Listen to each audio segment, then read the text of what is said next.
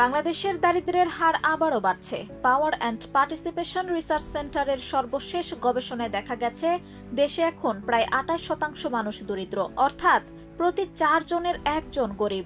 অথচ ২০২২ সালে সরকারি হিসেবে এই হার ছিল ১৮.৭%। গবেষণায় আরও বলা হয়েছে, দরিদ্রের বাইরে দেশের ১৮% পরিবার যে কোনো সংকটে গরিব হয়ে পড়ার ঝুঁকিতে রয়েছে। উদ্বেগজনক তথ্য হলো, মাত্র ৩ বছরে চরম দারিদ্র্যের হার ৫.৬% থেকে বেড়ে দাঁড়িয়েছে ৯.৩৫%। পরিসংখ্যান অনুযায়ী বর্তমানে কমপক্ষে ৫.৫ কোটি মানুষ দারিদ্র্য সীমার নিচে বাস করছে। শহরে পরিবারের গড় মাসিক আয় দাঁড়িয়েছে ৪০,০০০ টাকার কিছু বেশি, কিন্তু ব্যয় ছাড়িয়েছে ৪৫,০০০। ফলে সঞ্চয় ফুরিয়ে যাচ্ছে, বাড়ছে ঋণের বোঝা। এক সমীক্ষায় উঠে এসেছে ৪০% পরিবারের ঋণ বেড়েছে। সবচেয়ে বড় চাপ পড়েছে খাবারের পেছনে। মোট ব্যয়ের প্রায় ৫৫% যাচ্ছে শুধু খাদ্য কিনতেই। পাশাপাশি চিকিৎসা, শিক্ষা ও বাসা ভাড়ার ব্যয়ও দ্রুত বেড়ে যাচ্ছে।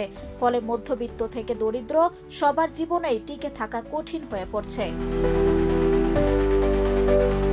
গবেষণাটি প্রকাশ করে পিপিআরসির নির্বাহী চেয়ারম্যান হোসেন জিল্লুর রহমান বলেন, মূলত ৩ ধরনের সংকটের প্রভাব বর্তমানে দেশে চলমান: করোনা মহামারী, উচ্চ মূল্যস্ফীতি ও রাজনৈতিক অর্থনৈতিক অস্থিরতা। তার মতে, অর্থনীতির পরিকল্পনায় এখন জিডিপির বাইরে গিয়ে সমতা, বৈষম্যহীনতা ও নাগরিক কল্যাণকে গুরুত্ব দেওয়া জরুরি।